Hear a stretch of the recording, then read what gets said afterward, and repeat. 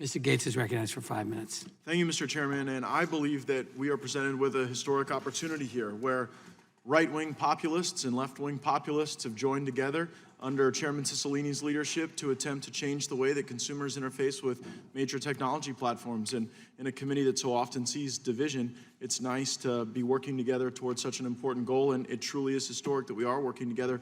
Mr. Chairman, it seems as though there are three ways that the consumer experience can be altered. Initially, technology companies can voluntarily choose to be more transparent with consumers about their data and information, and they could choose to act in better faith with partners in the news industry.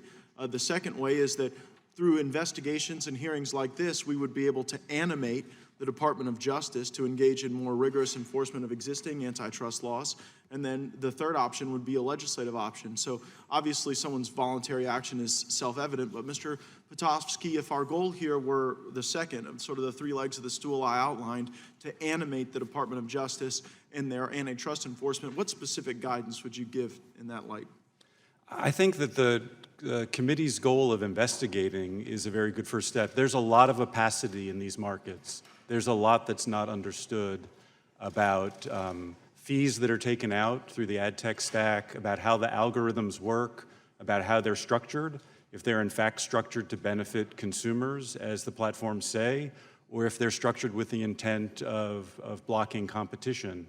So I think the most important first step is for the committee to really dig into the facts, bring some transparency. Obtaining that transparency is an objective, a virtuous one that I believe in. What specific types of allegations would you want the Department of Justice to lay out to achieve that outcome? Well, to coin a phrase, I think I'd follow the money at this point. The engine of these platforms is the advertising that they sell. And the amount, the paucity of competition, the fact that they're able to extract so much from that ad tech stack suggests something fundamentally broken and a lack of competition in those markets, which are the key profit generators of the businesses. So I think I would go with the ad tech first. That's very helpful. And Mr. Chavern, I'm going to ask you a question about sort of the third leg of the stool, the legislative options that we have available to us. And I know we can enforce our antitrust statutes, but another element of the Communication Decency Act applies to major technology platforms and doesn't apply to the people you represent, Section 230. Yeah. Section 230, as I understand it, and I'm happy to be corrected by others, would say that if a technology platform is a neutral public platform, that they enjoy certain liability protections that newspapers don't enjoy, that News Corp doesn't enjoy with its assets. And so does it make the anti-competitive posture of technology platforms more pronounced, that they have access to this special liability protection that the people you represent don't have access to? Oh, absolutely. There's a huge disparity, frankly. When our content's delivered through these platforms, we get the liability and they get the money. So that's a good deal from that end.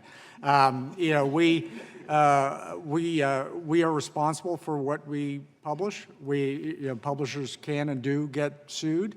On the other hand, the platforms are allowed to deliver and monetize this content with complete lack of responsibility. I think that is a disparity that will have to be addressed.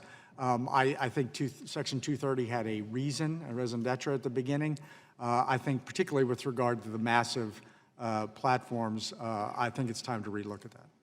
Thank you, and Mr. Chairman, that is very instructive testimony, I think, because as we look at the ways to rebalance the scale, there's legislation that you've introduced with Mr. Collins to give the people before us the ability to band together in that negotiating practice, but I hope we wouldn't exclude from our gaze the other statutory advantages that are baked into these business models that, as Mr. Chavern says, shift liability to one particular segment of the industry while at the same time giving others liability protection in absence of the transparency that Mr. Pitofsky noted that would demonstrate that they are worthy of that liability protection. And so I agree with Mr. Chavern that I'm sure there was a virtuous reason for Section 230. There is likely an incarnation of Section 230 that would fulfill that initial obligation. But in the absence of the transparency that requires these platforms to show that they are a neutral platform and that they're not putting their thumb on the scale either in the way they operate their business or in the way they can control content,